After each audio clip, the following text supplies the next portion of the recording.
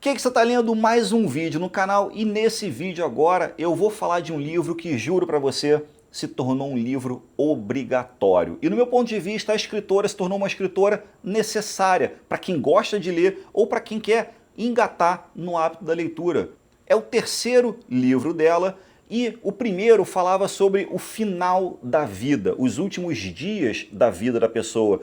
Esse terceiro livro agora fala da preparação da sua metade da vida em diante. É um livro muito marcante e é um bando de tapa na cara que você vai tomar. Existe uma coisa curiosa sobre a vida. Ela não grita, ela não interrompe, ela não manda nenhum aviso sonoro. Ela só avisa mudando devagar. E talvez seja o maior problema da nossa relação com a vida.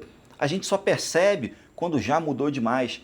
A doutora Ana Cláudia, ela diz algo muito simples no livro, mas é profundamente perturbador. A vida faz combinados, não contratos, não acordos assinados. Ela faz combinados. Ela traz isso numa forma de história de uma viagem para o deserto. Imagina que alguém te diga, daqui a um tempo você vai morar no deserto. Não agora, não amanhã, mas esse dia vai chegar. Algumas pessoas vão começar a se preparar. Outras vão seguir vivendo a vida como se isso fosse um exagero, como se fosse pessimismo, como se fosse algum drama. Só que aí, quando o dia chega, o deserto ele não negocia. Talvez o problema nunca tenha sido o deserto ou a viagem. Talvez tenha sido a nossa recusa em levar o aviso a sério.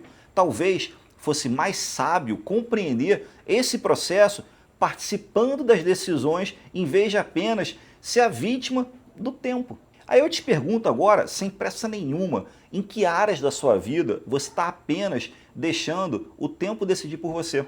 Aí vem uma passagem do Ferreiro e a Morte. Essa ideia ganha vida no livro nessa história que eu vou contar agora. A Morte vai até o ferreiro para afiar a foice. Como pagamento, o ferreiro pede algo que parece razoável. Morte, quando chegar a minha hora, me avisa. Aí beleza, ela concorda. Anos se passam. Quando ela volta para buscar o ferreiro se revolta. Mas você não disse que ia me avisar? E a resposta dela é quase que didática. Foram os cabelos ficando branco, o caminhar ficando mais lento, a sua força diminuindo, a sua saúde falhando, a sua energia indo embora.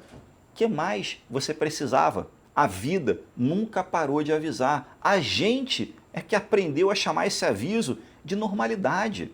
Aqui é importante dar uma parada, dar uma pausa. A doutora Ana Cláudia Quintana, ela não escreve como uma filósofa, ela escreve como médica paliativista.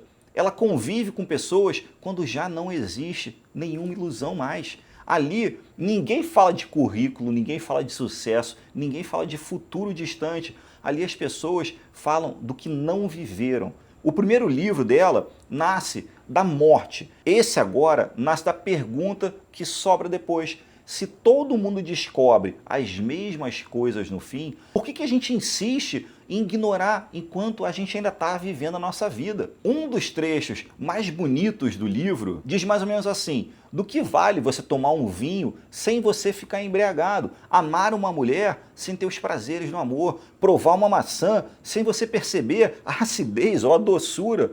Então vem a frase central: do que vale a imortalidade sem um durante feliz. Talvez a vida só seja preciosa justamente porque ela acaba. Talvez a finitude não seja o defeito do sistema. Talvez seja justamente o que dá intensidade ao nosso agora. Aqui tem um paralelo muito interessante com outro livro que é muito bacana, também tem o vídeo aqui no canal, que é a Biblioteca dos Sonhos Perdidos, alguma coisa assim, que são várias histórias e uma das histórias é sobre um rapaz que acabou de se aposentar. E justamente ele traz essa questão da finitude. Ele fala, caramba, antes a sexta-feira era feliz porque chegava o fim de semana. O domingo ele tinha um quê de tristeza porque acabou o fim de semana. As férias, quando acabavam, tinha um sentimento que ela estava acabando. O teu período entre as férias tinha um sentimento, uma alternância de sentimentos, justamente porque vinha as férias. E quando a pessoa se aposenta, ela perde um bando de referência de tempo. Não existe mais dia de semana ou fim de semana. Não existe volta das férias ou início de férias. Então, ela traz isso de uma forma muito marcante, que a finitude é justamente o que dá essa intensidade de como a gente vive. Aí ela traz também uma passagem sobre a bússola daquele pirata Jack Sparrow. A bússola, ela não aponta para o norte, ela aponta para onde o teu coração quer estar. E todo mundo acha que ela está quebrada. Quando a gente está onde nosso coração quer estar, a vida parece bem vivida. Só que talvez a nossa bússola não esteja quebrada. Talvez a gente simplesmente esteja ignorando essa bússola. A doutora Ana Cláudia traz uma charada bem antiga, que é: se uma árvore cai e ninguém escuta, ela realmente caiu? Tem um pouco de física quântica aí nessa charada. Ela usa isso para falar dos idosos. A gente vive uma cultura que nos impõe cuidar dos nossos pais, mas as casas de repouso, elas estão cheias de idosos que justamente não recebem visitas dos filhos.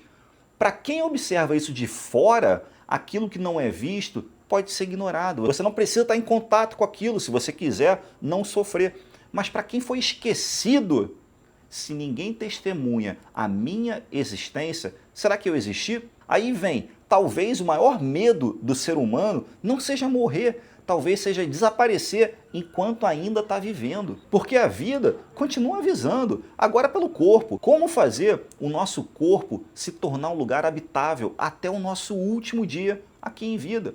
Envelhecer é perder. Isso não é pessimismo, isso é biologia. E envelhecer, estatisticamente, é conviver com algum grau de demência. Ela deixa isso muito claro no livro. Não é exceção, é um risco e é real. Por isso, ela insiste em 3 pilares: alimentação, movimento e aprendizado. E segundo ela, o aprendizado é uma chuva de rejuvenescimento para o seu cérebro. Cuidar do corpo é preparar a casa onde você vai morar no futuro. É preparar o corpo, a sua casa, lá naquela viagem no deserto. E quando a gente fala de dar trabalho no final, o livro ele é brutal. Ela traz que de cada 10 pessoas, 9 vão dar muito trabalho e uma terá uma morte inesperada. Ou seja, o único jeito de não dar trabalho é morrer cedo. Então aqui a pergunta não deveria ser: será que a gente vai dar trabalho? E sim, como a gente vai dar trabalho e para quem a gente vai dar trabalho. Aí a doutora Ana Cláudia faz uma provocação muito poderosa. Nossa meta deveria ser tornar o trabalho de quem vai cuidar da gente o mais agradável possível. Ela fala de pacientes tão agradáveis que praticamente era um privilégio cuidar deles. Então, vem a frase que deveria perseguir a gente para o resto da vida: procure levar a vida de tal modo que quando você morrer, as pessoas sintam saudade e não alívio. Isso não se constrói lá no fim, isso se constrói agora. A tristeza não é o problema. A tristeza, ela chega sem pedir licença, mas ela não vem sozinha. A tristeza e a alegria caminham juntas. Ela traz isso muito bacana no livro. O espaço que uma ocupa foi cavado pela outra. E aqui entra algo essencial sobre a memória. As memórias de longo prazo, elas são registradas em associação com a emoção vivida.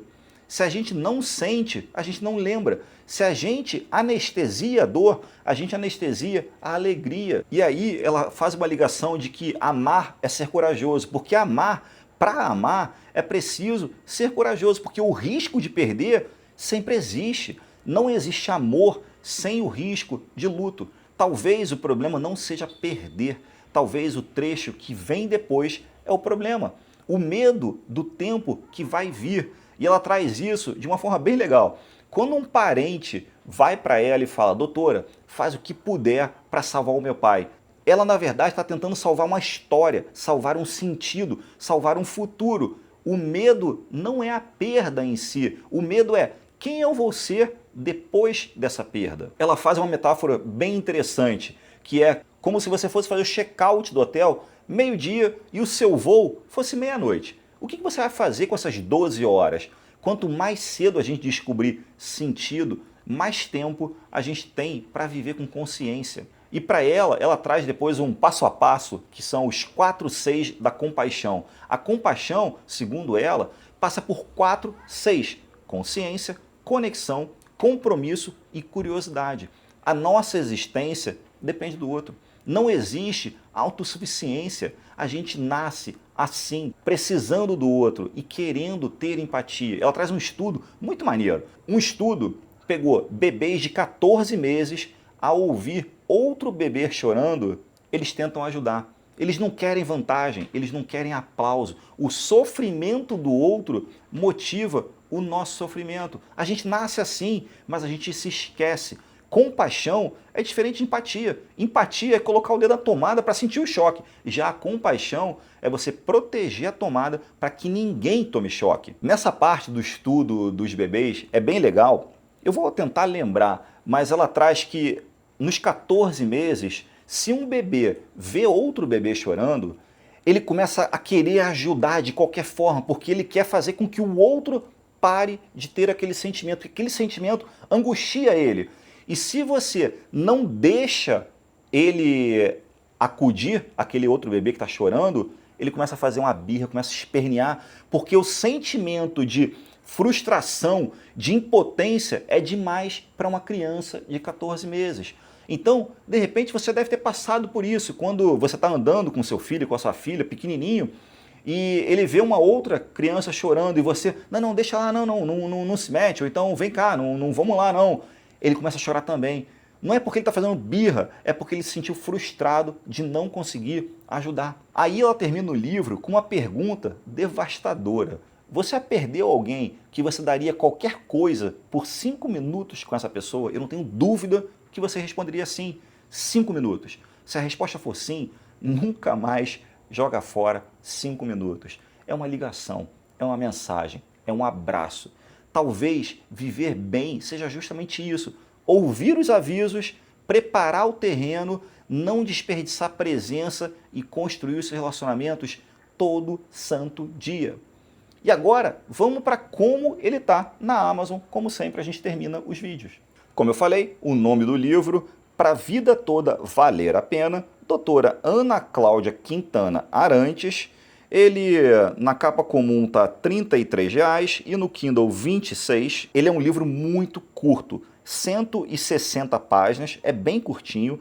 Ele é de 2021, ela escreveu saindo da pandemia, né? Então o primeiro livro foi antes da pandemia, o segundo livro foi durante a pandemia e o terceiro livro depois da pandemia, acho eu, tá? Vamos para as avaliações.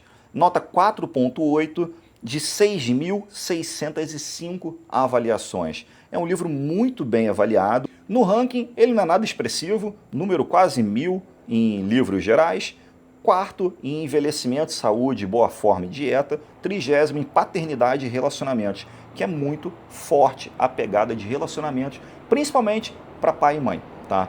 Então, esse foi o vídeo sobre esse livro que, como eu falei, ele se tornou mandatório e a escritora, doutora Ana Cláudia, se tornou uma escritora necessária. É um livro muito bom de se ler. Tive sorte de pegar uma sequência de livros bons nesse início de ano agora, estou no 4º livro já, vou fazer todos os vídeos aqui no canal.